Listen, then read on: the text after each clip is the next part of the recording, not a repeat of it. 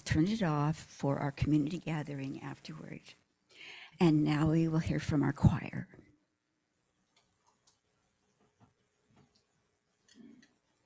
Before we begin, the choir is doing Deep Peace for the offertory. It might say it's in the prelude, but we're doing that one for the offertory, and Amani Utupe is for our prelude.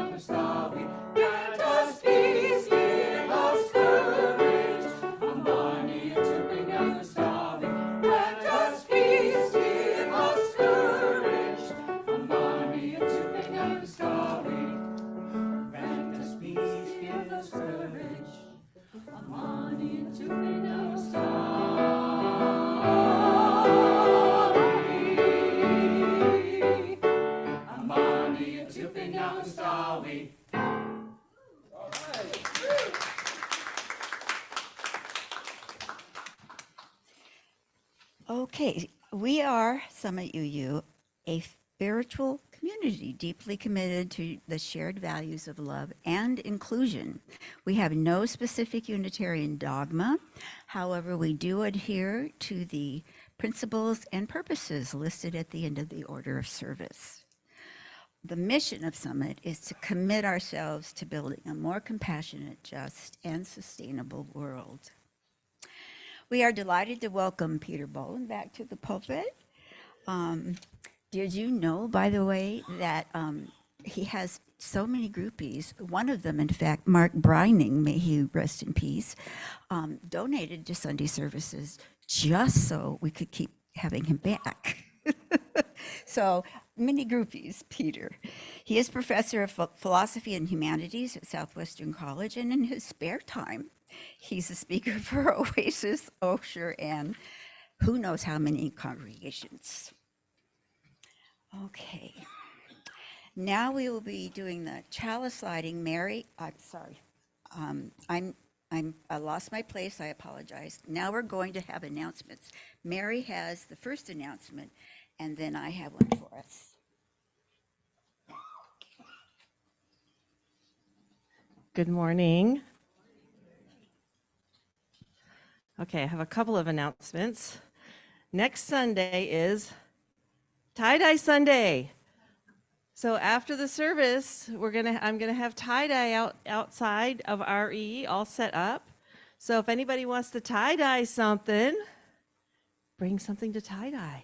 I see a hand. Sarah's ready. We have some really nice tie-dyes, and we do this at the end of the summer. I've had a request for our families to do it. So I'm opening up to all ages. So we're gonna be doing it with the kids during the service, and then we're gonna have everything out there so folks can come and tie-dye. I'll have directions, but it's DIY tie-dye. If you're not sure what to do, you can partner up with somebody who maybe is a little more experienced. I'll also have directions out there to help you, but bring something with cotton, primarily cotton. you can do a cotton blend. Like this was a white dress that I got at Target. It's a cotton tied blend, and I did it a couple years ago. It came out pretty good. So it's just a matter of being brave. Thrift stores are a great place to find things, or you can repurpose something in your closet. So it's a great way to repurpose stuff as well. And then we're gearing up for our fall RE program. And I'm right now gathering folks together to do a meeting to talk about what it's going to look like. So if you want to be part of that, please come talk to me. I'm also looking for folks, both families and non-families, who want to be part of volunteers to help work with our children and youth. So please come talk to me if you're interested. Okay? So, and thank you all.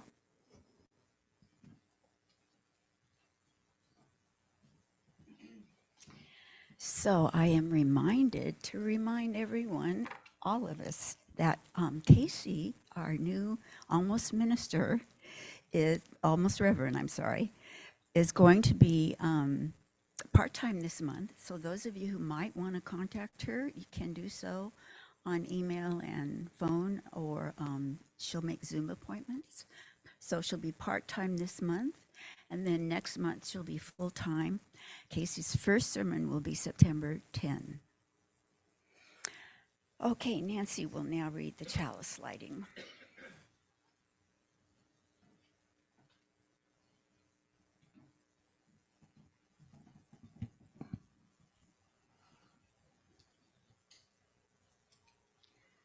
We light this flame, the bright warmth of belonging, of companionship, of interdependence. We light this flame to remind us we belong to Earth, our sacred home. We light this flame to remind us we belong to human families, biological or chosen, and to the entire human family. We light this flame to celebrate this community here gathered, to which we belong, which claims our loyalty and affection.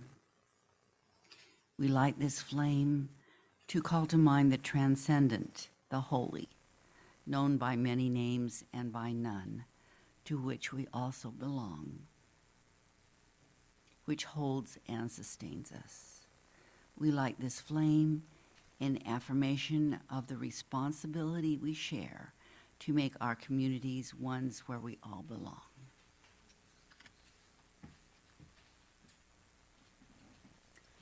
Okay, please stand if you are able, and we'll do the UU hymn and aspiration. First in Spanish.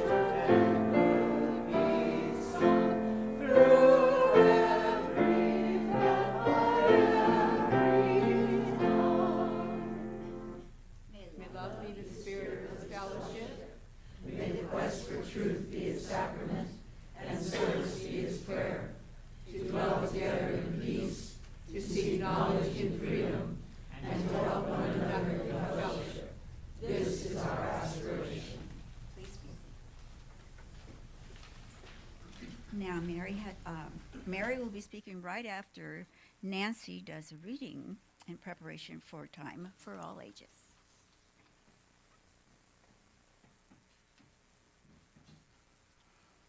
This is a reading by Kathleen McTeague.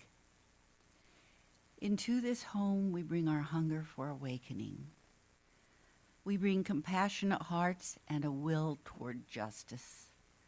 Into this home we bring the courage to walk on after hard losses. Into this home we bring our joy and gratitude for ordinary blessings.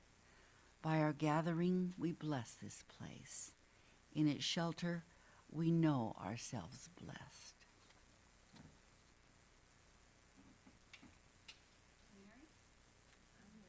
I'm here. Keep- Just sneaking up on y'all. So good morning again. So I wanted to talk a little bit about home and heart today. We pick themes at Summit for each month, and usually we follow the themes of Soul Matters, which is a collective of Unitarian Universalist congregations that pools together ideas and comes up with themes for 10 months of the year. And during July and August, they don't have themes. So for July and August, our Sunday service committee came up with themes, and they chose for the theme of August the theme home. And the theme for September is welcome. So it's home welcome instead of welcome home. It's kind of feels a little backwards, doesn't it? And if you think about it, it's kind of not, because we're really we're readying ourselves to welcome Casey, our new minister, who's already here, meeting with folks. I've already met with Casey several times, and several of you who are actively involved in leadership have as well. And Casey's ready to meet with you if you'd like to meet with her. So home is, have you heard the phrase, home is where the heart is? Have you heard that phrase before? Yeah. So I was thinking about home. Is home a place or a feeling? Both. Both, yeah. Home can be a place where you live. It can be a building. Sometimes it's not a building. But it can also be a feeling. Like, have you ever had that feeling when you walk in somewhere and you go, oh, I feel like I'm home? Like, what is that feeling about? It's kind of a feeling of feeling like accepted, right? It's like feeling like you can be your whole self, like bring your whole self to a place and belong, a feeling of belonging, a feeling of maybe being loved, being seen, being held. So I got to attend something called General Assembly virtually, which is the annual UU gathering. And they have a whole bunch of these digital workshops that I'm still going back to because I didn't have time to do them all in the few days we were supposed to attend. And one of them was about re-examining how we do faith community. And it talked about places like Summit and homes like Summit, right? So I look at this as my spiritual home. I hope some of you do too, right? So when you come into your spiritual home, like the model or the traditional model that sometimes we think about when we think about church is there's a ruler, somebody who's in charge of your spiritual home who tells you how you're supposed to behave, right? You need to do things a certain way in order to be in our club, right? That's not how ours is it? It's different because we're covenantal. We don't have that kind of experience. But that doesn't really feel like home when somebody's telling you how to behave, right? Because then you have to be a certain way. So that's kind of like that ruler model, right? So they were talking about what that's like. And then there's another model where you come in as a consumer. So what's a consumer? What's a consumer? A user. Somebody comes in and consumes, like what we say in the memes online. It's somebody who nom, eats everything up. I'm looking for all the goodies. Where's all the goodies? I'm going to go consume them. Where's the snacks? Where are the cookies? We're always looking for the cookies, right? So the consumer comes in and just like, where's all the goodies? I want the goodies. And they just consume and leave, right? Is that really home when you come in and just consume and leave? It's kind of like going to Target, right? You come and buy something and you walk out. But do you really have an investment in that place? Not really. It's not really home, is it? So what is it like when you're a citizen or a member or a part of the family and you come into home? What does that feel like?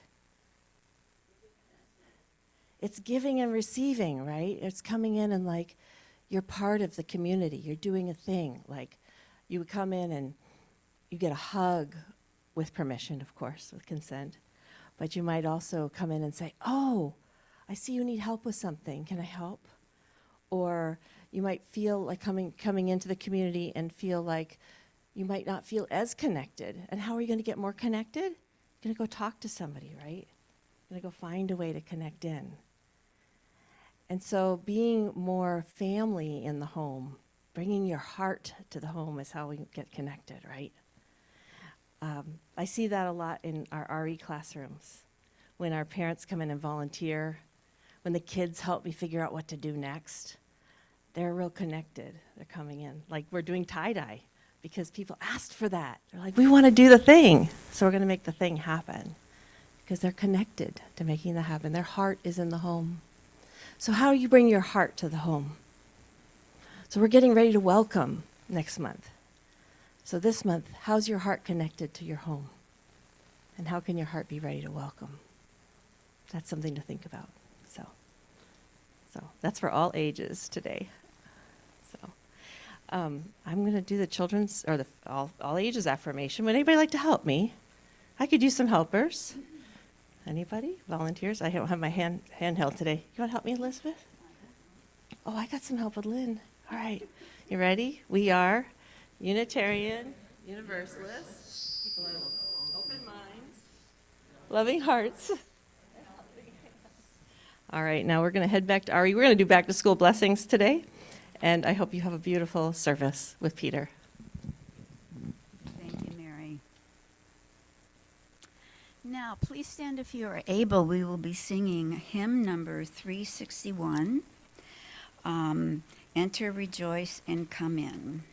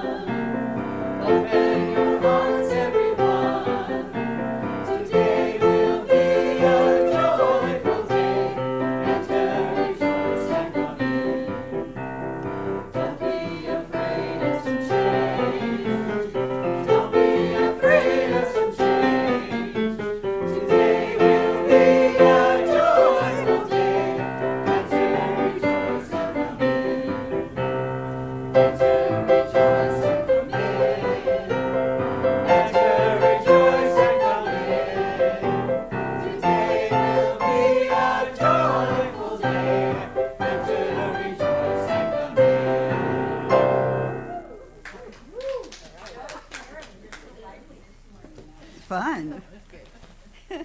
Now we will have a reading by Nancy, and then we get to hear from Peter Bolland.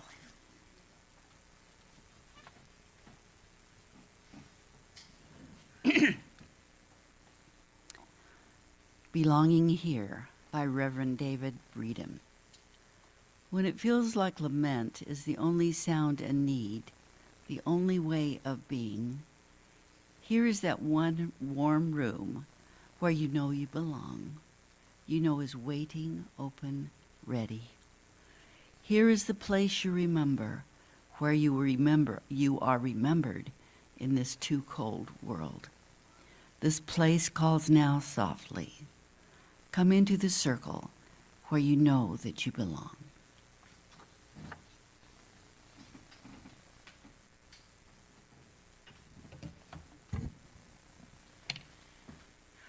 Thank you, and good morning, everybody. Thanks for the invitation. It's been a minute since I've been in your beautiful Summit community, and I'm thrilled to hear that a new minister is taking her place, her rightful place here. That is good news, and I celebrate with all of you that kind of homecoming. So I understand the theme is home, and I am thrilled because I love home. and the best part of travel, isn't it? I know, travel's great. When you're home, you want to be somewhere else, but boy, coming home, you just dream about your own bed and all of that. I could go on for a while. Never mind. Let me get to work here. So I think home is such a rich idea. We heard a little bit of that already. It's I'm thinking along the same lines as we just heard. So home it's where we all began, and it's where we're from, and home is also where we're going. We use the word home in so many rich ways. Like any grand idea, I think you can look at it in all these different interpretive layers. So I want to think through this morning with you the idea of home in three different ways, mostly the third way. So the first one is literally that structure, those few rooms where you live, where you take a shower, where you lay your head, where you eat in front of the television. That is literally our home. It's the address you write down on forms. You know, maybe that's not the most interesting definition of home. And then also people often ask you, where are you from? So home becomes then not where you currently live, but this idea about origin. You know, hometown and culture and language. And that is, if you're like most of us, a place probably very far away from here, certainly temporally and also geographically. I was born in West Paterson, New Jersey, which I learned on the internet the other day, no longer exists. In the 90s, they voted to change the name to Woodland Pines or something like that. So it's still WP. West Paterson is now Woodland Pines. But thanks to Google Earth, I can still zoom in on that structure that they brought me home from the hospital to on 111 Rockland Avenue in West Paterson, New Jersey. That's not my home. I could show up there today. Those people would probably call the police. You know, you can't go back home again, and that is, of course, literally true. So maybe that home isn't the most interesting home either. And then there's this third idea, the idea of home, this broad, kaleidoscopic idea or set of intersecting ideas, rich with spiritual and philosophical and religious significance. And so those three ideas of home, your literal home, that place you're from, and then this grand cosmic metaphor that I want to think through with you. Those three ideas, of course, are interconnected by a kind of psychic vascular system. They nourish each other. You can't think of one without thinking of the other two. So in the end, the word home is really just a one-word poem with thick intersecting layers of deep emotional powers, meaningful memories, and also aspirations. Again, I'm thinking also of home as that place where we're heading in all of those different senses as well. So maybe one way to start thinking about this third sense of home, our cosmic home, is to think of it not as a specific place at all. Certainly not a building, but a sense of belonging, as we were just sharing earlier. A sense of belonging, of that feeling of inclusion, that feeling of commonality, that feeling of deep and inseverable interdependence and interconnectivity. So in a word, that feeling of oneness, that feeling of Unitarian universalism, that idea that wherever you are home. That whatever God is all that exists, and we are part and parcel of that oneness, as Emerson wrote. So a few weeks ago, in my neighborhood, right over the hill here in San Carlos, during the night while we all slept, someone placed Nazi flyers underneath the windshield wipers of all the cars parked on the street in front of two different synagogues. And, the sort of boilerplate Holocaust denial stuff, and then just for spice, throwing in some hate speech against our LGBTQ brothers and sisters. And I think of those lost boys and girls who, up all night, placing those kinds of flyers, excitedly printing them out of their little computers, and then going up and down the street, knowing they were going to place them where they could do the most harm. And the opening line of the flyer was, "The Holocaust never happened." And it went downhill from there. And I want to just be vulnerable with you and share with you how I felt about that. It made my blood boil. It enraged me, it sickened me. It made me feel like I was a stranger in a strange land. Like, who are these people that walk among us with this kind of evil audacity to marginalize entire categories of people? Like, who do you think you are that you get to do that? And then I calmed down just a skosh, started thinking rationally again. But, I got a family story that connects to this. My family isn't Jewish, but my mother and father are from the Netherlands, and they emigrated to America a few years before I was born. So I'm American citizen and born here. But my mom and dad were from the Netherlands, and they lived in Holland during the Nazi occupation.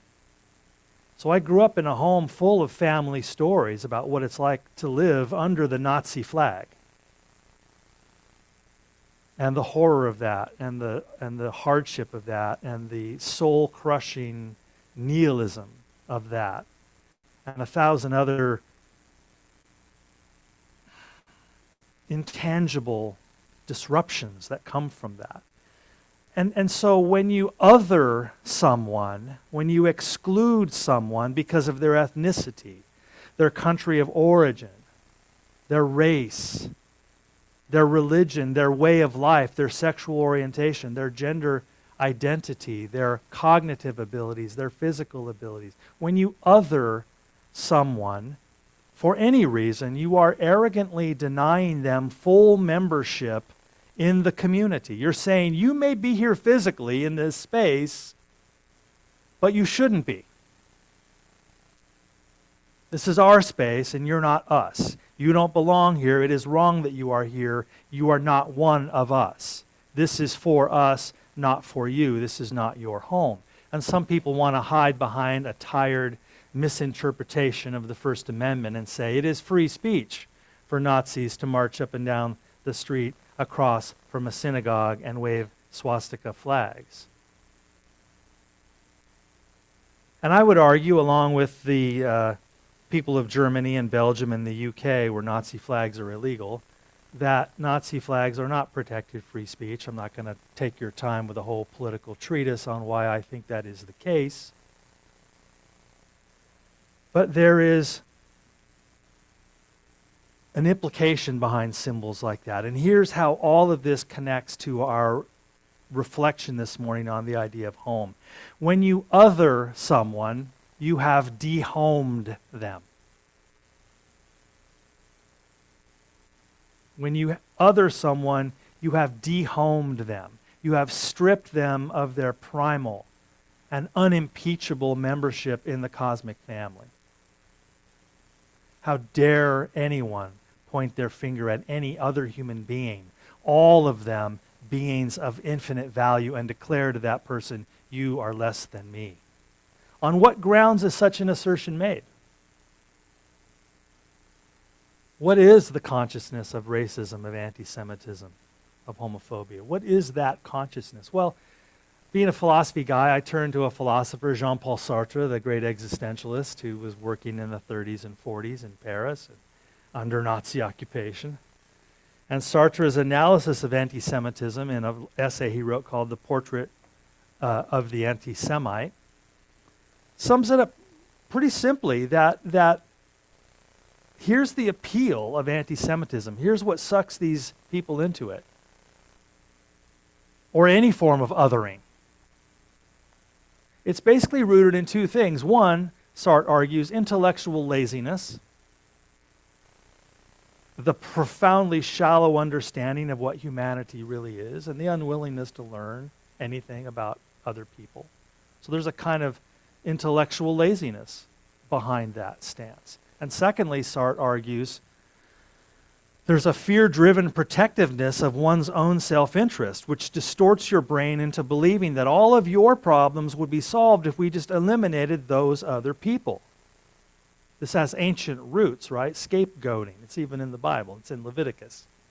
Based on a 3,000-year-old Hebrew ritual where every year the tribe would symbolically pin all the sins of the tribe on a goat or a sheep, and then let that sheep wander out into the desert to die of exposure. Yeah, you hear the Jesus story tucked up in there, don't you? That when Christians came along many centuries later, it was not hard to frame in the Jewish community the idea of traditional Christian theology that of the transference of atonement, the idea that Jesus died for your sins and all of that stuff you learn in traditional Christian theology. It was a conscious connection back to that Leviticus passage about scapegoating. And of course, it's a powerful psychological recognition that we are all pretty ready to do that. If we could just figure out whose fault all this is and get rid of those folks. And that's the third weakness of anti-Semitism, Sartre points out. It is this bizarre, distorted notion that if we get rid of those bad people, utopia will just break out spontaneously all on its own. We don't have to rationally practice any thinking about how to create just societies. It just springs up like mushrooms after the rain as soon as we get rid of those bad people. So Sartre, I think, successfully kicks all of the legs out of anti-Semitism, out from underneath it. And of course, add in this other mix that there's always powerful leaders who are willing to propagate this nonsense with their public rhetoric. Back in Sartre's time, there was a little guy in Germany with a funny mustache. And I won't say anything about today. So, sticking with my Dutch roots here just for one more moment, think of Anne Frank, the Diary of Anne Frank, and her family. These were German immigrants, German Jews, who left Germany as the heat was getting hot in the 30s. And they went to Amsterdam because people go to Holland because things are a little more sane there than they were in Germany at the time. And German immigrants were welcomed into the Netherlands, including Jews. And they were doing fine in Amsterdam until the Nazi occupation. And then during the last couple of years of the war, when the Nazis turned toward the final solution, as they euphemistically called it, which it meant the extermination of the Jewish people and the arrest and rounding up of Jews. And we all know the story. And when you go to Amsterdam as a tourist and you climb those impossibly steep Dutch stairs into that upstairs apartment and you go into the secret annex behind the bookstore, behind the bookcase, and you stand in those two rooms where Anne Frank's family and that other family lived for years hiding from the Nazis, while 5 really, really brave people brought food and newspapers to them, risking their life. When you stand in that room and feel in your bones the wretchedness of it, the horror of being othered, of being told that you are unworthy of full human status and thereby dehumanized and reduced to a category devoid of all individuality and slated for extermination like a cockroach. And as a straight, cisgender, white, native English-speaking male, I've never experienced othering. Every room I walk into, I have an enormous head start.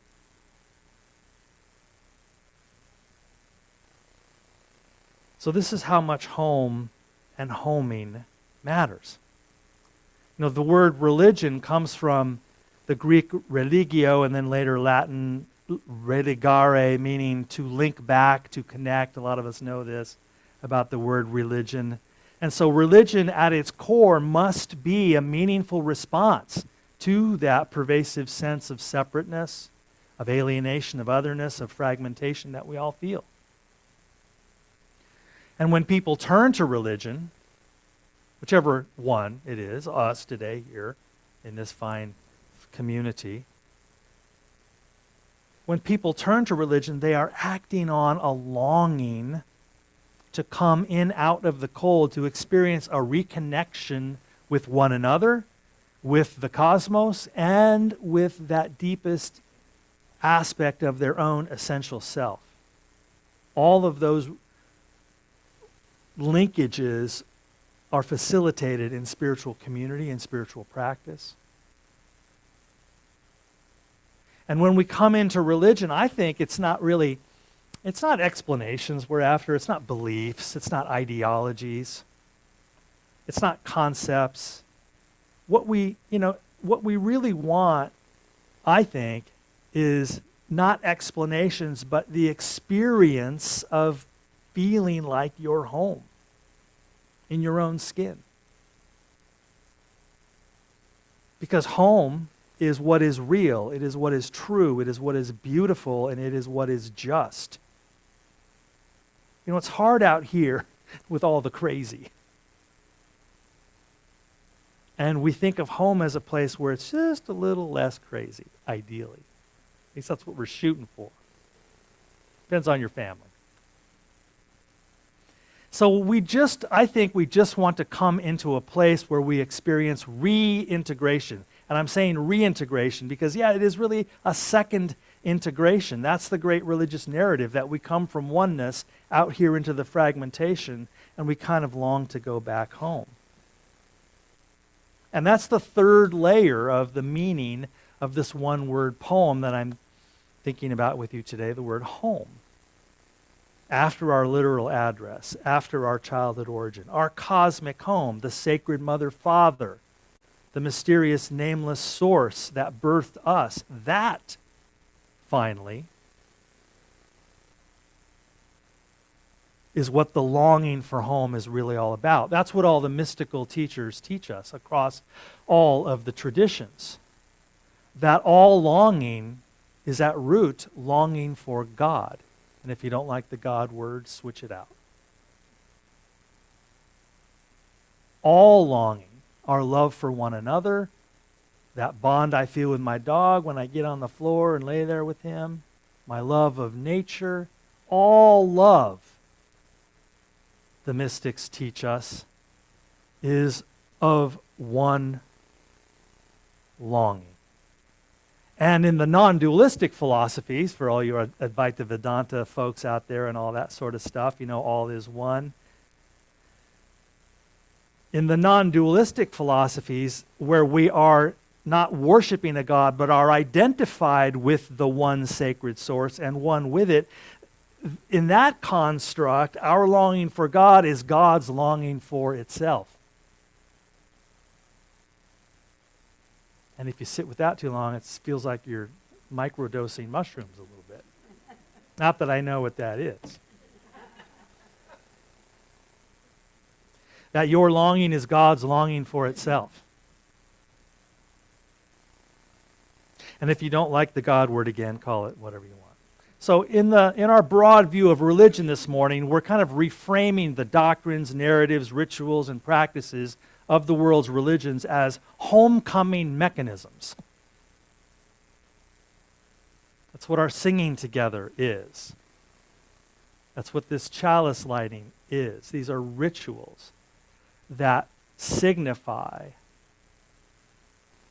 the homecoming that our soul is asking us for. All of these structures and rituals and traditions are maps and guides rooted in the story that we come from oneness, and to oneness we long to return. In tradition after tradition, the story is the same. That we came from ultimate reality, the sacred source, the primal one, and then through this sort of, I think of water going through a spray bottle and atomizing out into tiny droplets. And we're all just these little droplets out here, but we never stop being identical to the water in the spray bottle. Yes, it's my sacred spray bottle metaphor. You may use it if you like. It's not even in my notes. I'm really winging it now. But in some way, we came from the one, and yet out here we appear to be fragmented and atomized and individualized. But all the traditions teach us, well, it's right in the word, universalism, Unitarianism. And so this fragmentation process scattered into a million shining pieces, and now we're like salmon swimming upstream to that stretch of creek where we hatched and took form, and we too are following deep instinctual, deeply innate, deeply embedded longings when we come into spiritual community. Is coming into this room like salmon coming back to the pool where they were birthed. You know, we know the road. We know the marketplace. We know, sadly, the battlefield. And we have, out of necessity, learned how to function in those sometimes inhospitable places. But what we really long for is the comfort of home, the reunification of home. But one final thought. There might be a flaw in the way that we're conceptualizing this morning. There might be a flaw in the way we're thinking about this. And the great Vedanta teacher, Nisargadatta Maharaj, put it this way. He said, you are universal. You need not and you cannot become what you already are. And this is his response to spiritual seekers that traveled a long time to come see him in his little apartment above the tobacco shop that he owned in Mumbai, India. And they would sit and ask him questions, about spiritual seeking. And he would say, you are universal. You need not and you cannot become what you really are. I love that. What? I don't have to change? That's cool. So for him, for Nisargadatta Maharaj, the very process of spiritual seeking is flawed. That we don't need more information. We don't need to read any more books. And as an author of a book who's coming out in about a month, I'm really discouraged by that. But I understand. Maybe you just need one more book, my book. And I'll be back to talk about that, I'm sure, in a future day. But we don't need to follow some arduous program of self-mortification and purification. How can we become what we already are? How can we return to a place we've never left? And in the traditions of Vedanta and Zen and so many others, we just have to sit down, shut up, and realize what we are. Right here, right now. Again, as Nisargadatta put it, what was never lost can never be found.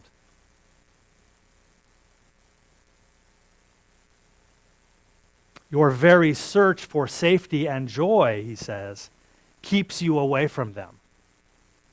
So it's the dynamic of seeking and searching that concretizes for us a falsehood, that we are not already that. It's all right there in The Wizard of Oz, isn't it? Which we've all been watching since we were wee laddies and lasses. You get to the end of the movie and she's just sleeping in a bed unconscious with a knock on her head. The whole dang movie was her in bed, at home, tripping out. So all of us are in Oz right now, and somewhere in a bed somewhere we're sleeping. And she says, of course, at the end, there's no place like home. And we never left. Dorothy was there in her bed the whole time. We only need to wake up, just as we must awaken to the reality that we are here in the kingdom of heaven, in nirvana, in the presence of God, because God is just the word we use for the essential truth of that which is real and true and beautiful and just. And how is it ever possible to be anywhere other than where you are? Here. And so the great teachers like Ram Dass have a wonderful way of cutting through all of this complexity. When asked about the meaning of life, Ram Dass simply said, quite often, simply said, we're all just walking each other home.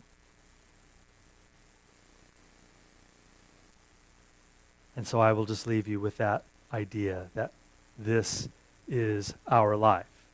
Not to answer every question, but to move past the place where questions have power. Not to solve every problem, but to move past the place where problems have power over us. And to realize the people next to you are walking and they're moving through their own tragedies and triumphs, and none of us really understands what anybody around us is going through, but we do have this in common, being of one heart and deeply interconnected, that we are all just walking each other home. Namaste. Thank you.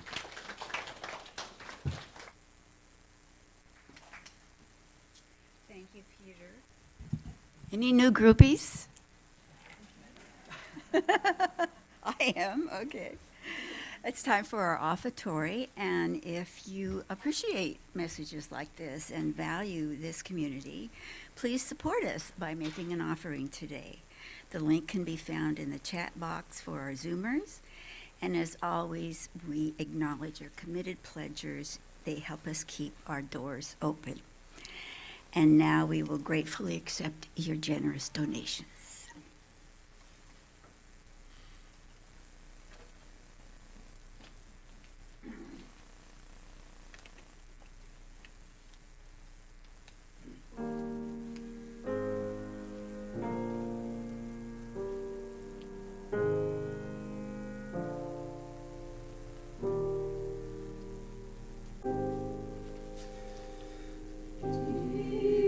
Peace on the ground.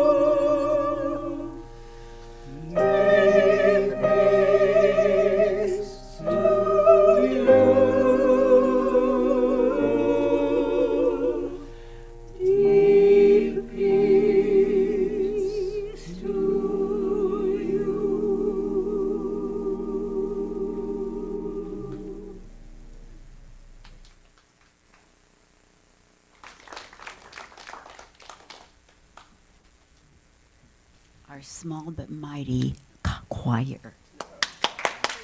Yes. So Peter will read the closing words, and we'll extinguish the chalice, and then we will do our closing circle song.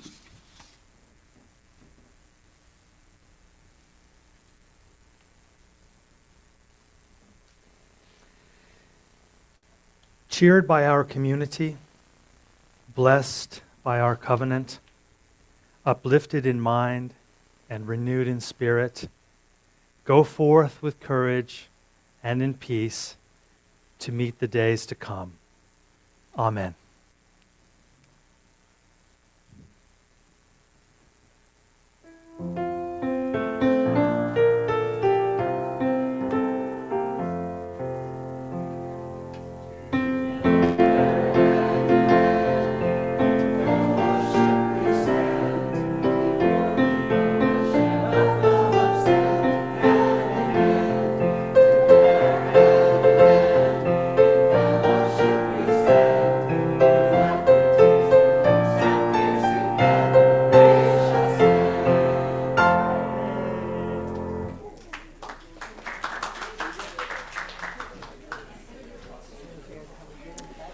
So Peter will take questions in a few minutes. Those of you who would like to continue to visit, please feel free to visit outside. Thank you very much. Appreciate it. Yeah, you gotta kind of lift up the feet here, don't you?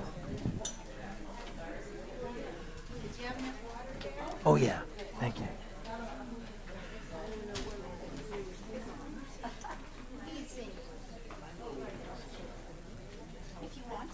Yeah, thank you, thank you. Hi, everybody. So I guess it's our tradition here to have just a discussion. So any questions or ideas you want to share with the group, we would love to add your voice to our thinking and